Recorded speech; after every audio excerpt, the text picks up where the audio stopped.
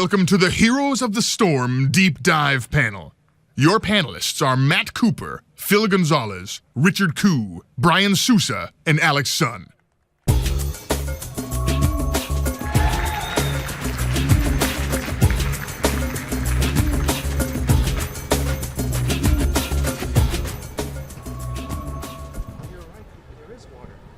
Hey everyone, welcome to the Heroes of the Storm Deep Dive panel. Thank you all for coming. We're really excited to show you some of the heroes and battlegrounds in our game. And here to show this stuff off, we have from the art side, Brian Sousa. Hello. Got a lot of fans. Phill Gonzales. Hey guys. And from the design side, you have me, Alex Sun.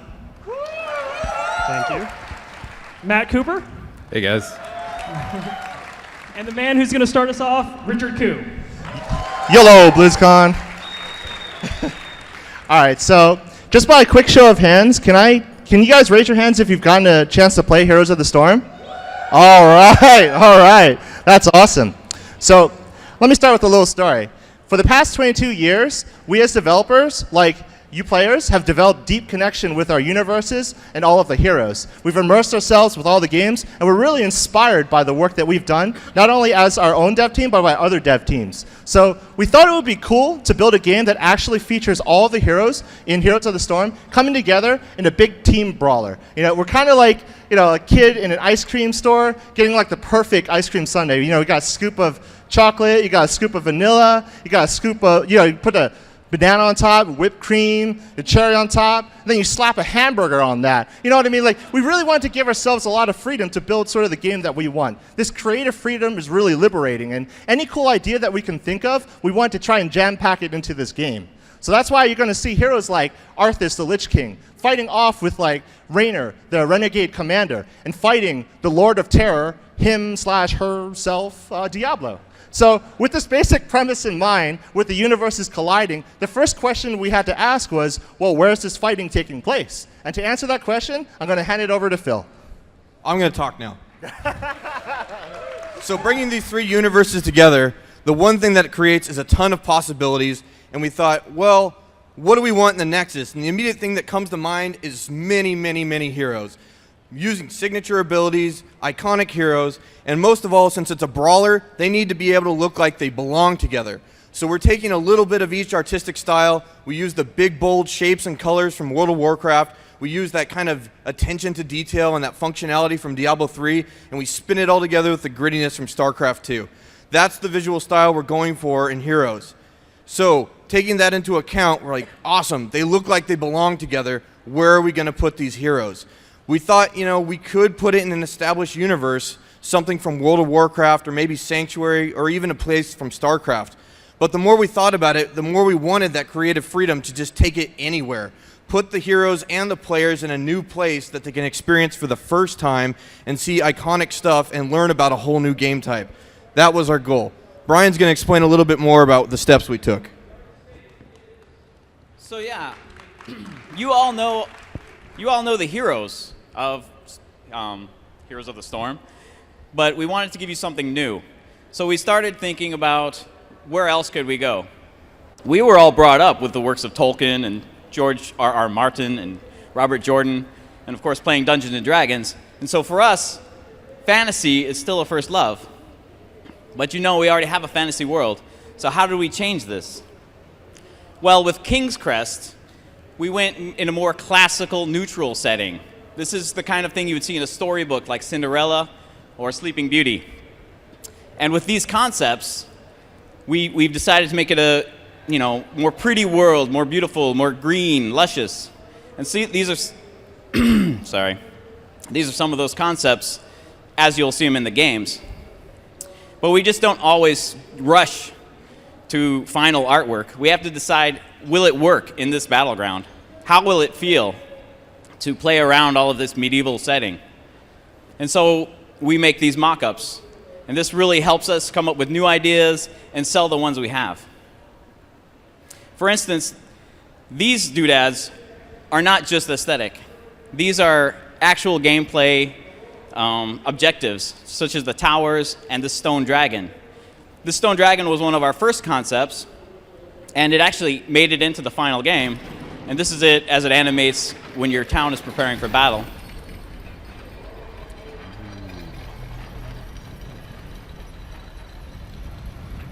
The battle begins in 30 seconds.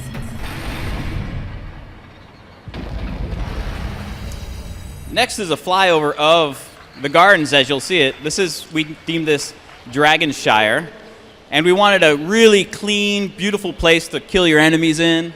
It's got, pristine hedges. It's got topiaries. If you've played, the main objective here is bringing the Dragon Knight alive. And so there he is in the center of the map. And so this is basically how our first take on King's Crest turned out to be. But not all of our artwork makes it into the game. And here's Phill to tell you about that. So initially in Heroes, we had goblins as the racial merchants and ogres as the brutes. They're going to be featured on every map, regardless of what universe the map took place in. The more we thought about it, and the more we tried to experiment with things like these ogres being wearing King's Crest uniforms, the more we kind of wanted to do something new and something unique. We also took this approach with the minions. We didn't want to be bound to footmen from the World of Warcraft universe because it'd seem odd if you have an Alliance character like Valen chopping up footmen all the time. It just would kind of interfere with the experience out the gate. So we went and took this new approach. We're having new minions, new wizards. We even have characters that are themed to their tile sets, and you're going to see a lot of stuff that shows off these themes. This is what the aesthetics look like on the basic buildings. You can see that we have vines crawling all over the buildings, and that the dragon motif gets carried through on top of the towers and in front of the catapult. Matt's going to explain a little bit more about the base. Yeah, so in Heroes of the Storm, we've added fortifications. So here we have a really powerful Diablo. He's just going to mow down these minion waves. Uther is going to go out and challenge Diablo a little bit, but this is not looking good. So Uther can run back through his gate, and Diablo cannot chase him. Uther's able to use his healing fountain to heal for a bunch of health and mana and go out and challenge Diablo again. So being close to your fortification is a huge defender's advantage. Oops, I'm sorry. Back it up. All right, so here are the Siege Giants, and these are what replaced the Ogres. The Siege Giants essentially have the same aesthetic as the Ogres, but they're visually very, very different. They're big, lumbering brutes. They're about as smart as a house cat, and they get themed to their location just like everything else. You can see we have a concept here of all the knight heraldry that they wear. Matt's going to explain how the Siege Giants work.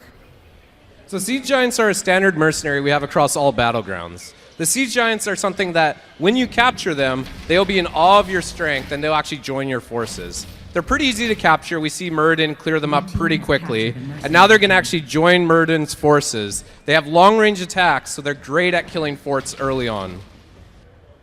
So we have several different types of minions that you can capture aside from the Siege Giants. Another type are the Knights. The Knights are extremely powerful, and like all the other characters, they will be themed to their locations. The maps on the gardens wear white armor, and they have a rose motif. Matt's going to show you how the Knights work. Yeah, so the Knights are a lot more challenging to capture. So we see here 3 players attempting to capture the Knights, and they work similar to the Siege Giants. When you defeat them, they will join your forces. The Knights are strong melee bruisers, so they're great at going into the front lines of combat and soaking up a lot of damage. And finally, another unique minion is the boss monsters. And the boss monsters vary from map to map. Sometimes they're very, very closely tied into the map mechanics, and other times they're just super minions. On the gardens in King's Crest, we have the Dragon Knight, which Matt can explain more. Yeah, so this is a look of Dragonshire, one of the maps we have playable here at BlizzCon. If you control a top capture point and a bottom capture point on this battleground, you can come to the center and channel on this Dragon Knight. So we see here Stitches, Anubrak, and Arthas. Arthas is going to come in and channel on the Dragon Knight. And when you enter the Dragon Knight, you get a whole new set of really powerful abilities. These abilities force a team fight. The enemies have to deal with you. And we can see Stitches is pretty excited. He's dancing a little bit there, but... So eventually, King's Crest grew to be a huge, immersive world, and there's way too much to put on one battleground. Can I get this? Thank you. You're welcome. So we decided to look at different areas of which we liked and expand upon them. The docks area really appealed to a lot of us for dirty pirates, you know, drunkards. Just the aesthetic just really excited us. So Blackheart's Bay was born. And then we went back to the drawing board. We concepted ships and cannons and statues to dock posts and crab barrels. Everything had to have a similar feel to make sure it fits with the docks. Everything here is an actual doodad or prop on the map. From small to large, it helps really give it the immersiveness that we look for. So let me explain a little bit more about how we launched into developing Blackheart's Bay. As Brian said, we had a lot of elements on one tile set, and the ship was a key factor into making a distinction for a new map. The ship created a lot of possibilities for us. The designers were questioning things like, what if you could take over the ship and it would bombard enemy towers and lanes? So we put the ship on the side of the map, and it turned out to be a really fun feature, but we thought, man, the side of the map doesn't really get people focused on the ship. We should put it in the center, but that created a new problem. How do we sail this ship into the center of the map? This is our solution. Listen well, you trespassing dogs. Stop up your doubloons, and maybe I'll turn me cannons on your foes. So we have ghost pirates. Ghosts are awesome. Ghosts can travel anywhere, and because they're pirates, they never stop loving gold. All it takes is a deep, deep love for money, and your soul will stay in the mortal realm. Ghost pirates ended up being a very strong thematic drive on Blackheart's Bay, and we're going to look at some of these map mechanics a little closer to show you how they work.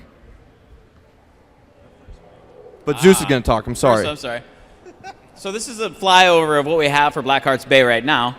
And as you can see, it still has the King's Crest feel at the core, but with the added docks and the wood, it really changes the aesthetic look of this battleground. And also having unique centerpieces such as the ghost ship itself really adds a deeper lore to the King's Crest, world. The mythology. Mythology. Thank you.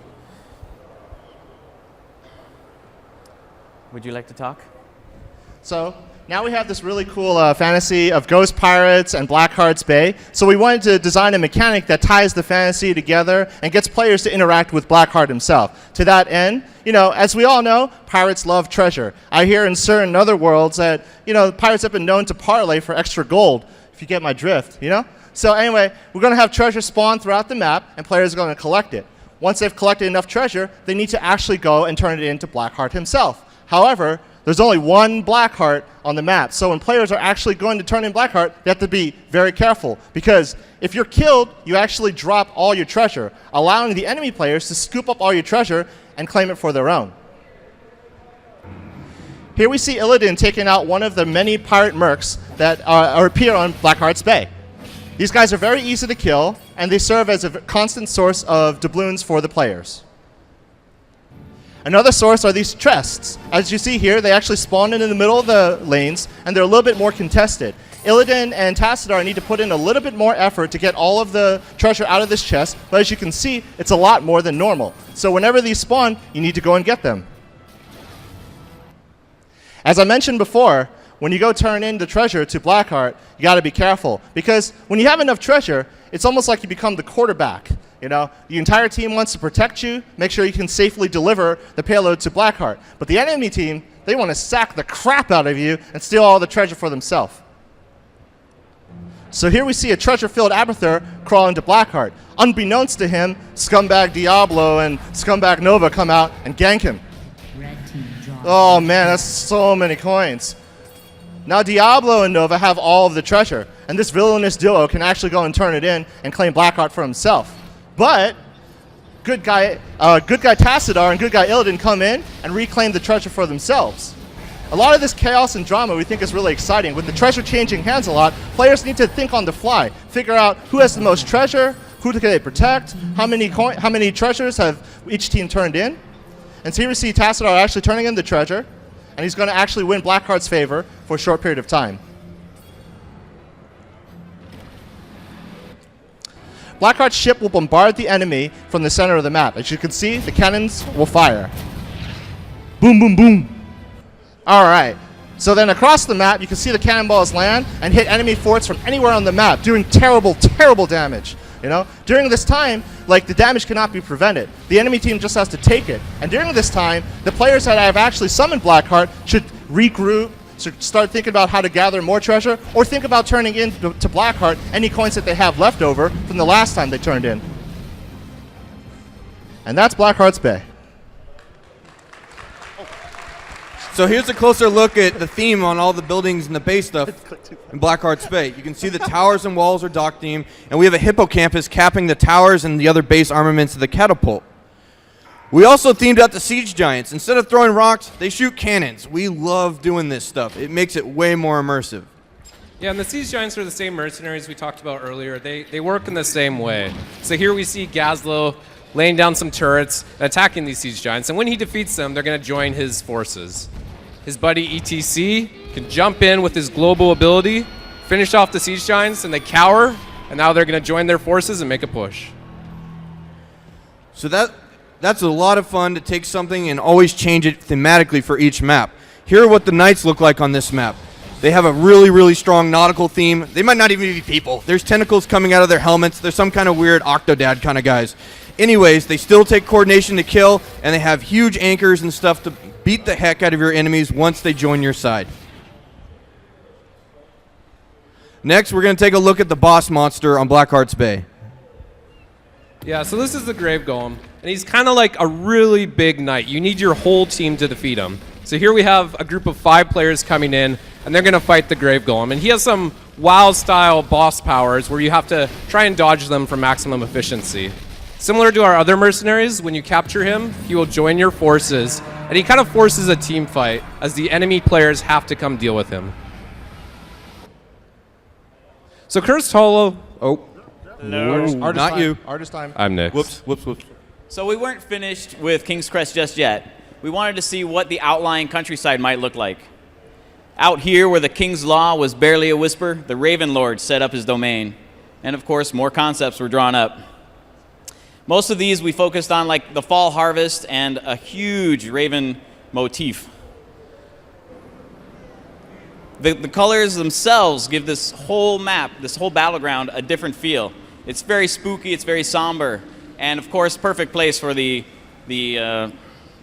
knights and the grave golems to live.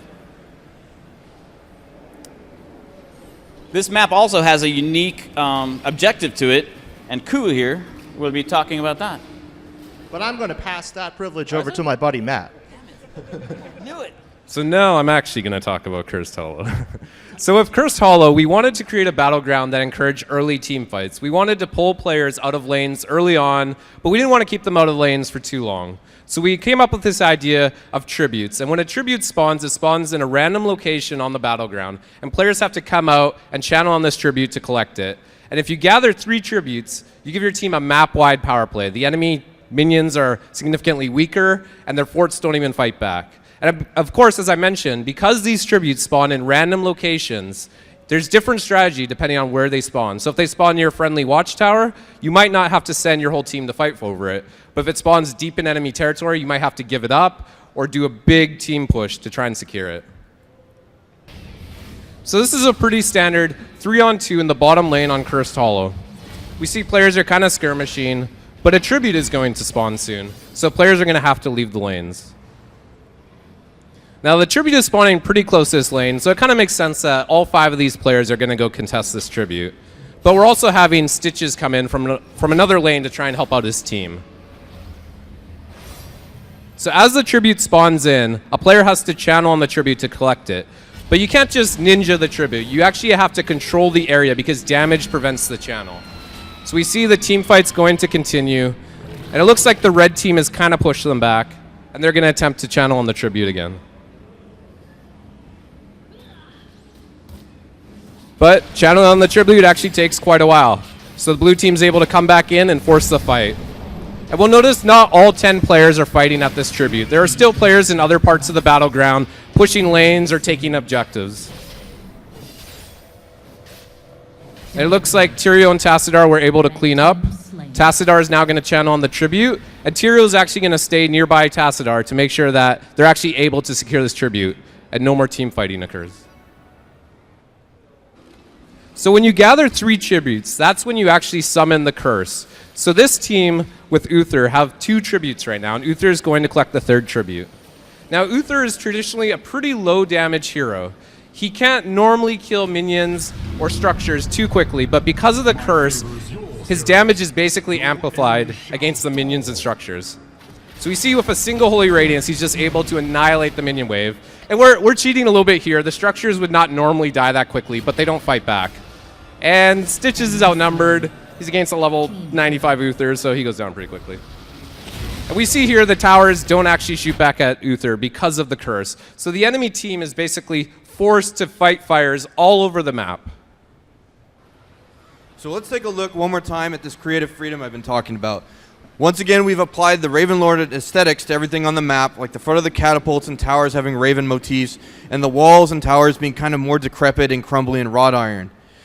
We really, really like doing this, and the thing we like the most is it gives us the creative freedom not to be bound to things like ogres or goatmen or things from other universes. Yeah, we can do those in specifically themed maps, but as a general rule of thumb, this is a very universal, iconic character that will always be understood no matter what tile set you're on, and they always will work the same way. You just see slight variations. So here are the variations for the knights, and these guys are just super hardcore black knights waiting in the forest, and they have their shrines.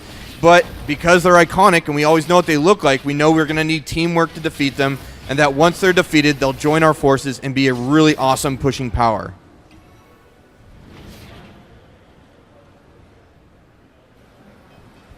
Okay, we have one more battleground out there right now. It's called the Haunted Mines.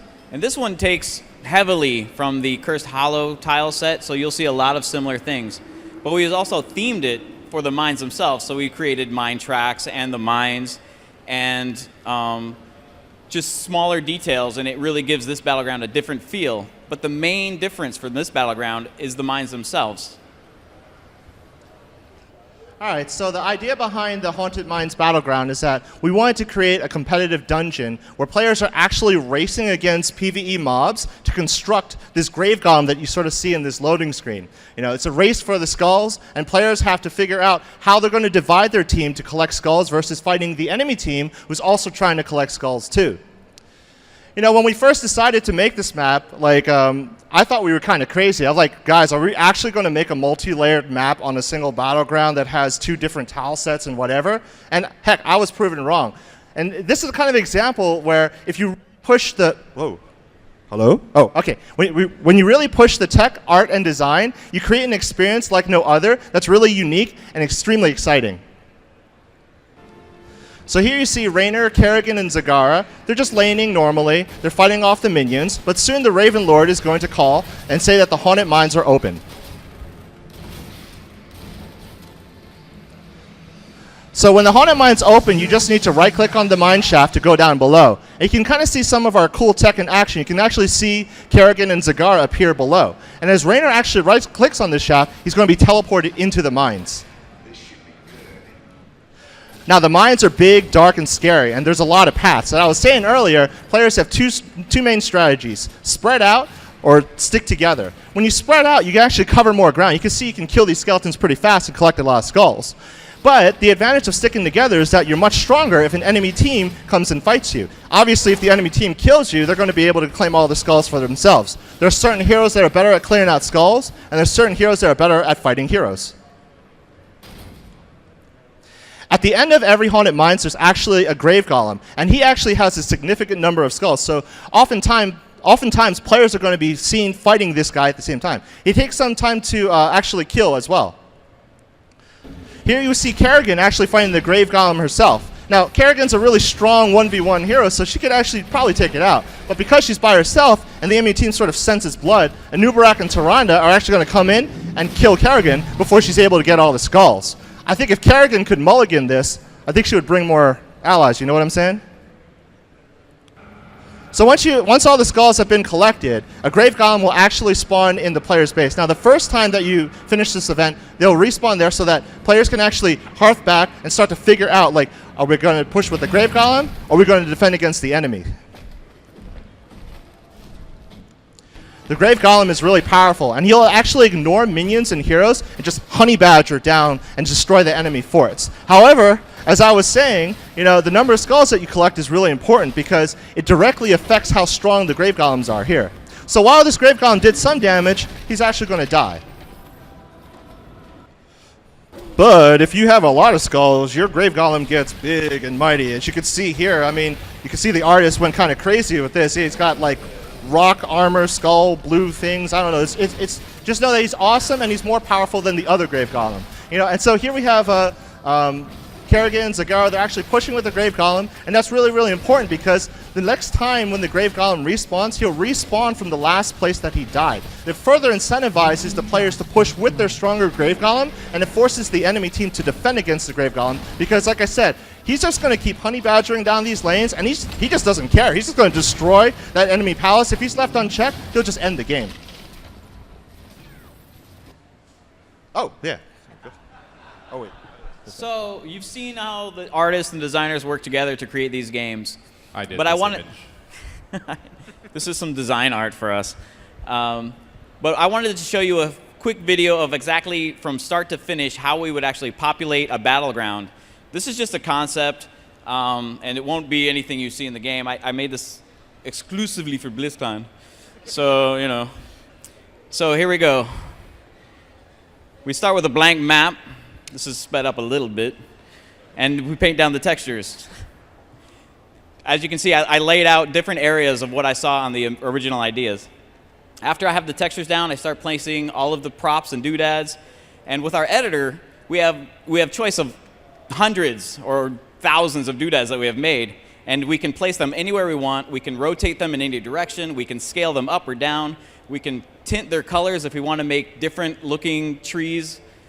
So the editor is very powerful. So once the larger areas are defined, I start going in with smaller details to give it a little more life. The smoke in the chimneys, the guys hanging around working, floor mats and flowers. All of this really brings this area alive. And as you can see here with the final look, this is what it would look like in a battleground. And it didn't take like 20 seconds. It was awesome.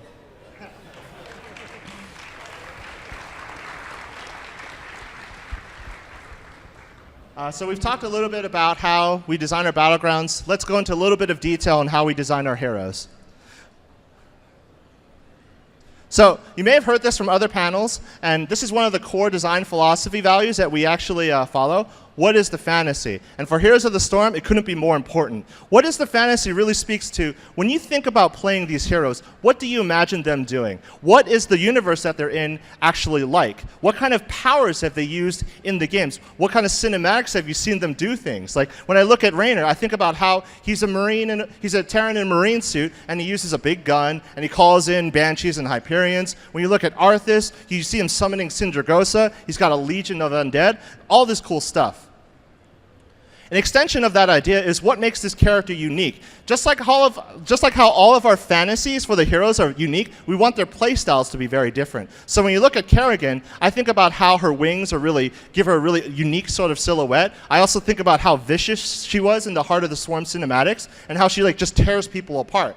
I look at Diablo and I think, man, this guy's really big. He's going to knock people over. He's going to breathe fire on people. He's going to just burninate the countryside. And then I look at a hero like Tyrael, and he's a warrior, he's an angel, he's probably pretty tough to kill. What kind of things can he do? I also think about how the cursed angels in Act 4 of Diablo 3 were moving around like lightning fast, and that's what I think of when I think of Tyrael, at least.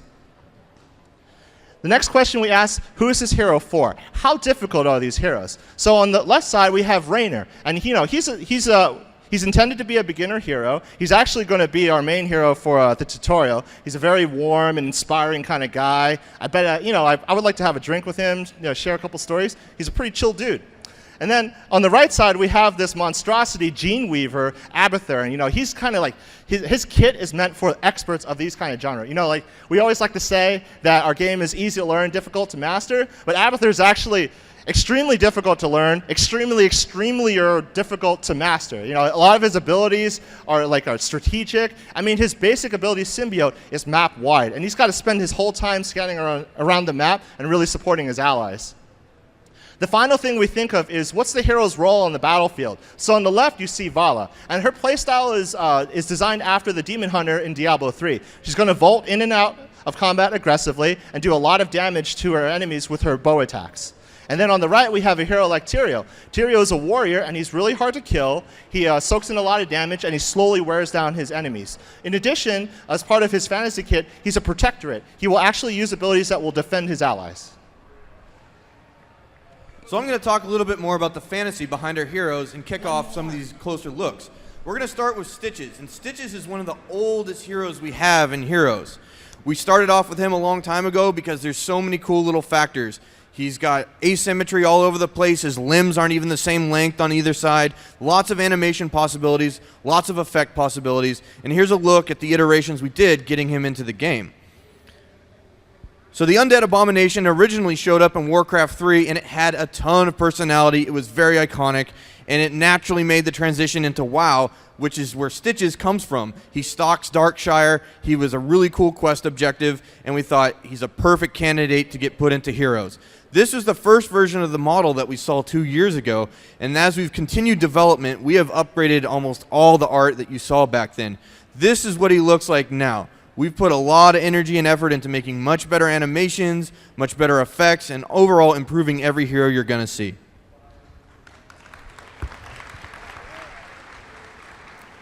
So Stitches is a warrior, and in Heroes of the Storm, he has abilities that let him pull enemies into his team. And he has abilities that make him very difficult to kill, but he's also great at setting up his team. So we're looking at a screenshot here of Stitches hiding behind some trees, and Arthas is unaware that Stitches is there. So Stitches can use his signature ability Hook to pull Arthas in and to start a fight. So here we have Stitches landing the hook and pulling Arthas in. And Arthas and Stitches are going to brawl for a little while. And Stitches has an ability called Devour, which he can use to do a lot of damage and heal himself. After he lands that ability, Arthas has to run away, but Stitches is able to secure the kill with his Slam ability. In Heroes of the Storm, we let players choose which heroic ability they're going to bring into combat, but also how to augment their basic abilities. One of Stitches' heroic abilities is Putrid Bile, and this basically spreads goop all around the battleground as Stitches moves around, does a lot of damage, and slows heroes. So we're going to take a look at what that looks like in action. We have a little 2-on-2 skirmish with Gazlo and Vala against a Stitches and a Falstad. Stitches lands his hook, pulling them in, and normally these heroes could run away from Stitches, but as soon as he starts using his Putrid Bile and moves around, they have to stay and fight, and the Stitches and the Falstad are easily able to clear up this fight. As I mentioned previously, you can augment your basic abilities as well. So, Stitches' core ability is Hook, which lets him pull enemy targets from a long distance across the battleground into his team. And he can augment that ability to what we're calling a fishing hook, which significantly increases the range of that hook.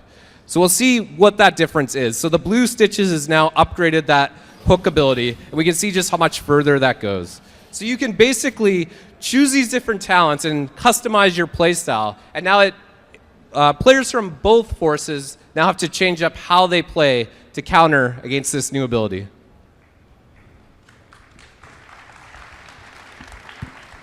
So next we're going to talk about Raynor, who is an iconic hero, and he's on the front of a box. He sweats a lot. He wears lip gloss. He's a leader of a Terran faction, the Raiders. He inspires his troop, and he has a whole arsenal behind him. These are some of the things that we brought to the table and knew we had to fulfill the fantasy on when we made him a hero in this game. I didn't know he had lip gloss. Anyway. Look at the box. As I mentioned before, Raynor is just a Terran in a Marine suit, and he has to fight against the Zerg and the Protoss all day. So we adapted his playstyle to what he actually would perform in the universe. So we wanted to give him a very safe playstyle, not only for playing up to that fantasy, but also for beginners who are going to likely play Raynor for their very first hero. So let's watch Raynor in action. All right, so here we have Raynor actually pushing down into the lane, and he's going to use his signature ability, Penetrating Round, to knock back the enemies and deal a lot of damage. As you see, as Raynor is shooting at the enemy, he's actually utilizing his trait Lead from the Front. And what that does is, whenever an enemy that's recently damaged by Raynor dies, his abilities will recharge a little bit faster. This gives skilled players the ability to distribute this trait so that they can use their abilities more often. So for even a simple hero like Raynor, there's still a lot of hidden strategy and gameplay for pros.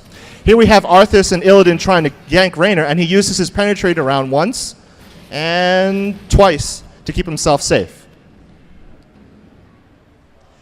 As Matt touched upon, one of the cool things in Heroes of the Storm is the ability to choose your heroic ability. Now, similar to the idea of designing heroes, we want to make sure that the heroic abilities not only fit some sort of fantasy, but are also very unique and have a very, very, very focused sort of reason for their playstyle. So here we have Raynor going into a lane, and he's actually going to call in a favor from his buddy Matt Horner to call in his flagship battlecruiser, the Hyperion. The Hyperion actually will deal lots of AoE damage, and you can see here it's going to take out this fortification in no time flat. However, as you can see from that shadow there, it's not ideal for fighting enemy players because they could just, step out of the shadow.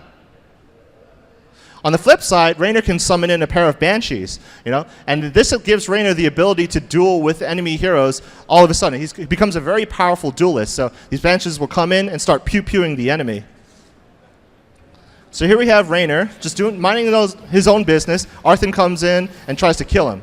But Raynor is able to call in these Banshees and knock him back with Penetrate around. Now the tables have turned on Arthas. Now, as you can see here, the Banshees are actually flying units, so they can see into the shrubs that Arthas is trying to run away into, allowing Raynor and his Banshees to secure the kill. So let's take one more look at another hero. Here we have Tyrael, who's an angel, which is kind of like a ghost, and we have an affinity for those. Tyrael visually has a lot of things going for him that make him really, really easy to execute. He's wearing awesome armor, he has these cool angelic wings, but more than that, he's the angel of justice, and he cares about the plight of man, and thematically, he's a very strong leader and ally. We'll explain a little bit more about that. Yeah, so Tyrael can be played in kind of two different ways. He can be the ultimate initiator for your team, or he can kind of use his abilities to protect his allies. So here we have Arthas engaging Nova, and if you haven't figured out by now, Arthas is kind of the bad guy in our videos. So normally this is not a fight that Nova wants to be in. She doesn't want to melee with Arthas, but Tyrael can use his Blessing of Sacrifice, and now all the damage dealt to Nova is being redirected to Tyrael. Now as Arthas tries to run away, Tyrael can use his Might of Eldrune to teleport to the location and secure the kill. In Heroes of the Storm, as we mentioned previously, you can customize your basic abilities. And something we really loved from Diablo 3 was the Fire Chains affix. So we wanted to let players use this. And when you customize your Hand of Sacrifice, it still remains the same great defensive ability. It still protects your allies. But we already had a cool art link between the ally that you were connected with. So we thought it would be cool if we could do something like Fire Chains. So we see here, he links with Uther, and now they can just run between all the minions and just melt them. And this creates a lot of good positional gameplay for both Tyrael and Uther, but also the enemies as they try to avoid this Fire Chains damage. One of Tyrael's heroic abilities is Judgment, and this lets him be the ultimate initiator. He can charge in on an enemy, knocking them away and doing a lot of damage. So we're going to look at that in action. Again, Arthas, bad guy. And he's gonna fight Nova, but he's a little bit smarter this time. He brought an allied Illidan with him. So this is a really bad situation for Nova to be in. She does not want to fight these two heroes. Tyrael can use Judgment to quickly rush in on Illidan, knocking both enemies away, and he kind of puts Illidan into a bad position. Illidan quickly goes down. He can use his Might of Eldrune to teleport on top of Arthas and continue the chase. And it looks like Arthas is probably going to go down there. He did die. So we talked about some of our heroes individually, but when they come together, that's when they really shine. After all, this is a 5v5 team game, and one of the most fun ways to play is to grab a friend, come up with some strategies, try them out, and hopefully succeed. For example, in the shot, we have Tassadar walling off Illidan's escape, making it pretty easy for Stitches to land his hook and yank Illidan away from the security of his defenses. Now you can imagine if you and your friends wanted to try out a strategy like this, you go to select your hero and someone steals Stitches or Tassadar, that'd be really frustrating. So one of the things that we want to do is create this mode and where you and your party can reserve your heroes before you go into the game. That way you're guaranteed to play the way that you want to. Glad you like that. Yeah, we're just trying to streamline a lot of things and get you into the game as fast as we can. So we think playing in a team is so important that we're actually going to reward you when you do it. And to do that, we're going to add a leveling system outside the game. And when you party up, you'll earn more experience and level up faster. And some of the rewards you'll get are the talents that Matt and Rich were talking about earlier. And these talents, they're not about power. You're not going to just automatically want to use the latest talent you unlocked. These talents are more about options that fit your play style or fit that situation you just find yourself in. And you're going to be able to unlock some other cool stuff like new modes or access to some of our more advanced heroes like Abathur, and other cool aesthetic stuff like skins and mounts. Yeah, so the mounts are this cool cosmetic thing we added to heroes, but it also has a lot of gameplay. Players can ride their mounts into combat, and they can move around the map faster. And as the game progresses and you level up, your mount actually gets a little bit faster. So players can use a mount to kind of customize their look of their hero beyond just a skin.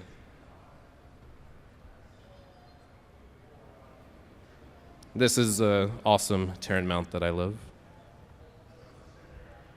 I like this one. And this one is mine. So let's move on to skins. So as you can see here, we're having a ton of fun making skins. We have so many ideas, we can't stop thinking about them. And up here are a few examples of the skins that we are currently implementing or planning on doing. As you can see on the top row with Uther, we have things like the pirate costume, or maybe he's part of a different faction. Maybe he's a Bloodsail Buccaneer. Just like the Nova right there that's infested. Maybe they took a different turn in their lore. Or we can send them to different universes, like the Uther that's in medic armor in the middle, or the Nova Amazon in the bottom page. There's a ton of possibilities. There's a ton of creative freedom. And like I said, that's what we really, really love about working on Heroes. So to kind of round it all up, we're going to show you a reel of a bunch of stuff that's coming down the pipe. It's all in alphabetical order. Here it goes.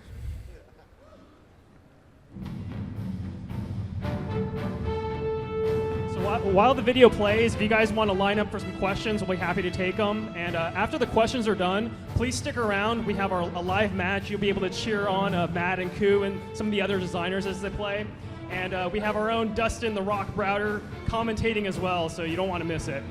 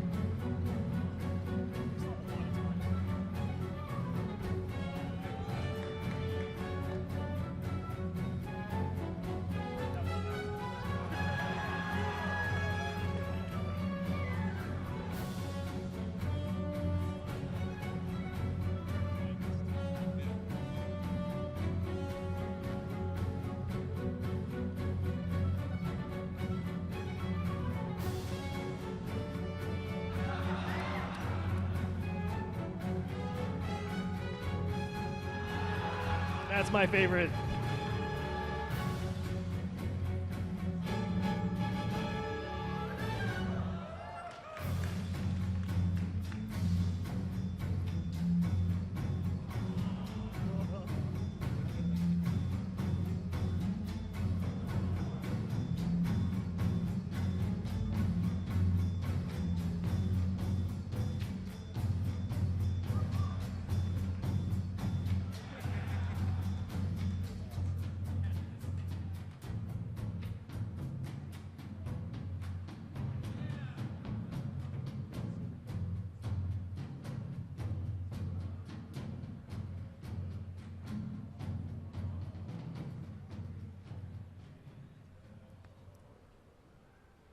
Let's do this.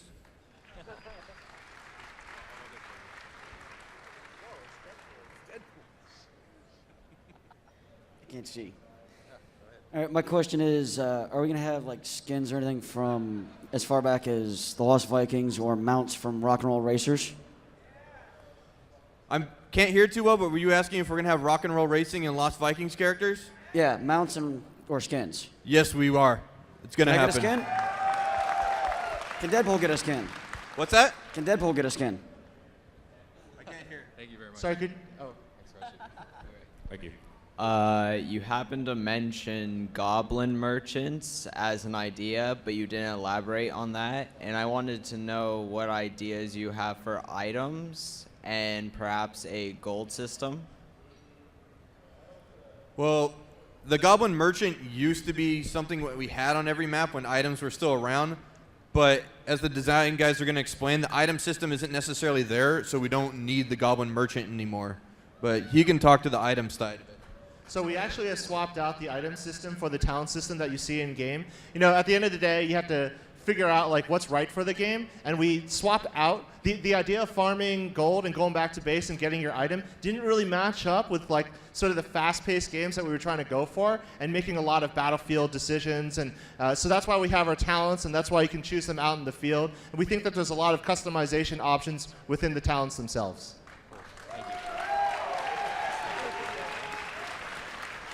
It's like every hero has their own item shop, essentially. I noticed a lot of fantasy-oriented stages in the demos, and I'm wondering if there's going to be any added that would be more along the lines of stuff that would be in tune with the StarCraft angle. So right now, the first thing we wanted to do was to bring you something new, but of course we're always expanding, and Warcraft, Diablo, and StarCraft are all on the menu for new battlegrounds. Thank you. Hi, I'm an avid MOBA player, and most of the bigger MOBA games out there have incorporated in a mid-wars type map variant. And I was wondering if we can expect to see any kind of map variant for mid-wars with Heroes of the Storm. All right, so the focus right now is just trying to make the core experience really fun first. But as you know, like the Heroes of the Storm was created with the engine that we made StarCraft 2, and one of the things that's really awesome about it is that we can create these kind of modes and test them out in no time flat. I think that we created like an AB style capture point system just for experimentation. I think like one of our lead tech designers, Mung Song, he created that mode in like 2 days, and we were able to iterate and just play test it within. So when we think about all the modes that you've seen back in Warcraft 3, like we can create all those, and if they're really fun and the community wants it, we can certainly ship them. Hi, at the last panel for this game, they mentioned that one of your guys' design goals was to get games down to 20 minutes. And when I first heard it, that sounded like a rather lofty goal, but you guys have played a lot more of this game than the 2 games that I've gotten to play on the show floor so far. What kind of design choices have you guys made to make sure that the game only manages 20 minutes, and how committed are you guys to that goal? Sorry. We are very committed to that goal. We think that having 15 to 20-minute games is a sweet spot for us, because then you get into that zone where you can play more games during lunch, and then you get into like when you're playing like Hearthstone, those games are really fast, and you get into like, oh man, if I could just play one more game, one more game, one more game. So we are really committed to that. As far as like really pushing the pace, you know, we have a lot of balance tools on our side. We can make the map mechanics that you want to secure a little bit stronger, so like a lot of the power in pushing the lanes comes from the map mechanics themselves. So you saw the Grave Golem on Haunted Mines, and he just like destroys the lane. We can always just make him a little bit stronger. Or like when you think about the dragon that you can turn into in Dragonshire, like he's really, really powerful. Why don't we just give him like twice as much HP? So it really sort of pushes the issue with the team, with the time. The timer that you see at BlizzCon is just for BlizzCon. We want the games to end organically, so we're not going to be using that to force the games to end at 25 minutes, though. And something where players level up a lot faster in Heroes of the Storm. You don't have to spend as much time in lane, and because there's team XP, you can actually have players moving around the battleground while they keep a couple players in the lane. So it kind of just speeds up the pace of the whole game.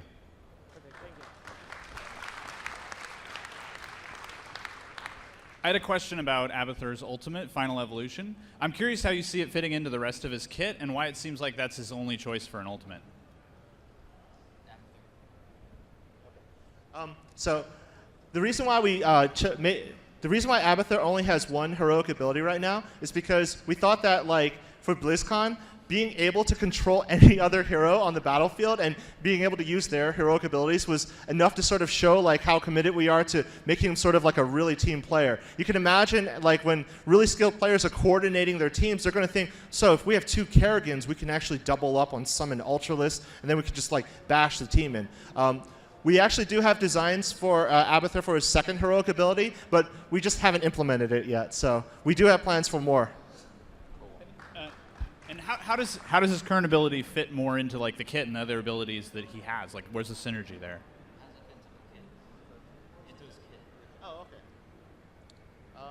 Yeah, so the way that Abathur's ultimate evolution fits into his kit is like, so normally he's just infesting people, and he's like sort of supporting them using like his little shield, and he's stabbing people, but the ultimate evolution allows him to create a clone of it, and the power level is just so much higher than all of his other abilities, so that's just how it fits in. I don't know if you noticed that when you actually use ultimate evolution, Abathur disappears from the map. So when he actually turns into that clone, and the clone dies, Abathur does not die. He actually just reappears from where he was before. He's actually pretty much invulnerable when he uses that ability. So it kind of gives him the ability to sort of like be the hero himself.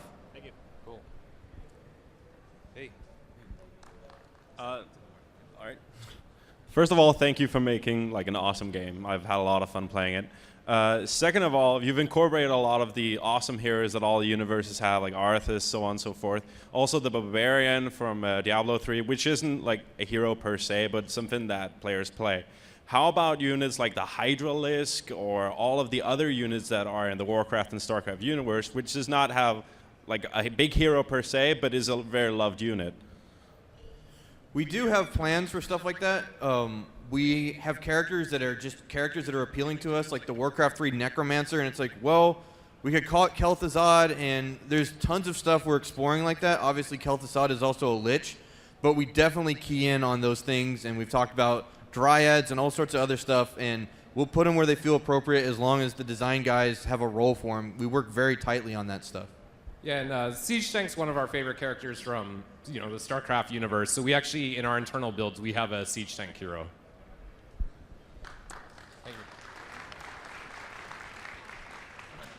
Hi, you mentioned that you would have like an account level where you could unlock additional heroes or talents. Will you be able to pay money to unlock those? And do you guys have a general opinion on pay-to-win mechanics?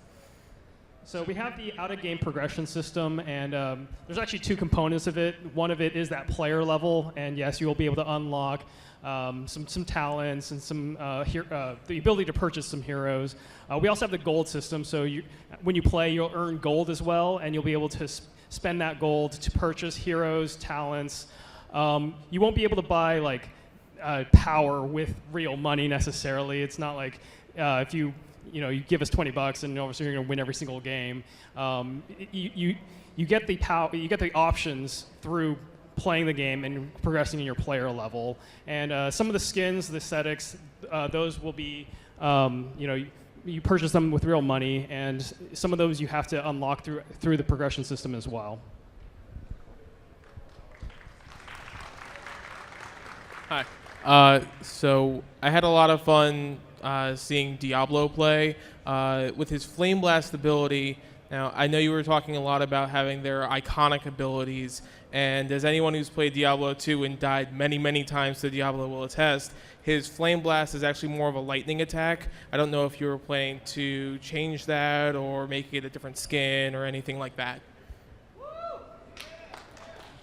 We get this feedback a lot, and the important thing to key in on is we are still iterating a ton, and we pass those comments back and forth all the time of like, maybe this character should do this a little bit more, or can we change this visual? But since we're still iterating and testing a lot, like we are by no means done, and those visuals could change anytime, and we're definitely thinking about it. We see the same stuff you see, and thank you for pointing it out. Hey guys. I played Stitches and I played Kerrigan, and I had a whole lot of fun.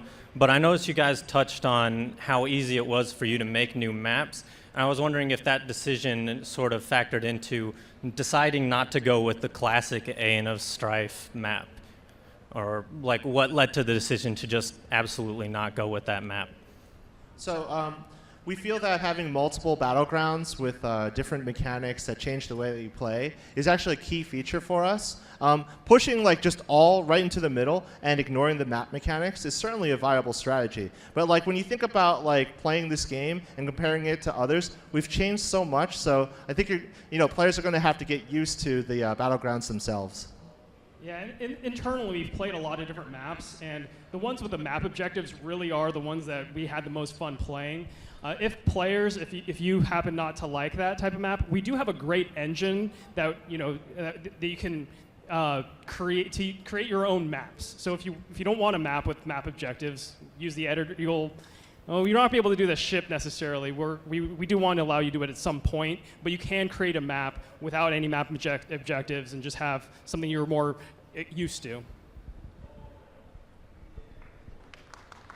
Hey guys, thank you first of all for the panel. I really appreciate it, and I think I may speak for a lot of people when I say that I appreciate that you're sort of cutting out the middleman between gold and items, and essentially instead of farming, going to the shop, buying the item to either make yourself tankier or a damage dealer or whatever, that just lives in a talent. I think that's really cool. I think it's a really great direction for the game, so I just wanted to say that. Yeah. Thank you. Thanks. I actually have two questions. The first one is about your content strategy for once the game comes out. So, if you look at a game like League of Legends or most of the other MOBAs, it's hero-driven. And since you have such a pantheon of characters, obviously you want to pick the best ones, and you don't kind of want to be scraping the bottom of the barrel 3 years from now. So I guess my question is this going to be more map-focused or hero-driven? Like, what kind of content can we see coming out a year or 2 years after the game is shipped? So what we have on the floor today, we have 4 battlegrounds, and those are just the ones we're working with. We're waiting actually for feedback from everybody to see which battlegrounds work. Is 4 too many? What kind of things can we do to improve that experience? So similar to say like StarCraft 2, and we were rotating maps in and out of that pool constantly, we'll be doing the same thing. We have a really powerful tool. We can make maps on the fly. We can create new ones. We can see Blackheart's Bay in a different variation. We can see Dragonshire where there's maybe 2 dragons. All that stuff is available to us. To answer your previous question about the content strategy, it's a little bit too early to tell, but if you look at how Blizzard has supported games in the past, like WoW, there's a lot of content, it's regularly released, and we do have plans to create more heroes and battlegrounds, skins, mounts, talents, all that good stuff. Can I do my second question? Then the second question, it's admittedly a bit nerdier. Sure, go for it. So one of the big hallmarks of sort of competitive play is being able to discern what your enemies have up their sleeve. So if you look at their list of items, you can say, whoa, that guy's building tanky, that guy has more damage, etc. So with the talent system, in the example you gave about Stitches and his longer range hook talent versus a shorter range hook, will I, as the enemy, be able to tell what he has up his sleeve before he uses it so that I can know how to react on the battlefield?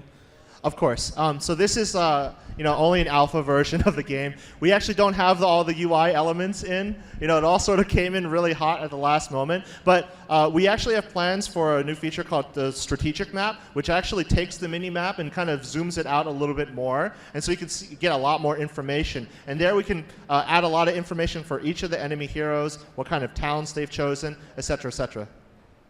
Okay, thank you. We're actually out of time for questions, guys. We're going to be doing a show match on stage shortly, so stick around. Thanks, guys. Thank everybody. Thank you. Thank you for attending the Heroes of the Storm Deep Dive panel. Up next, Heroes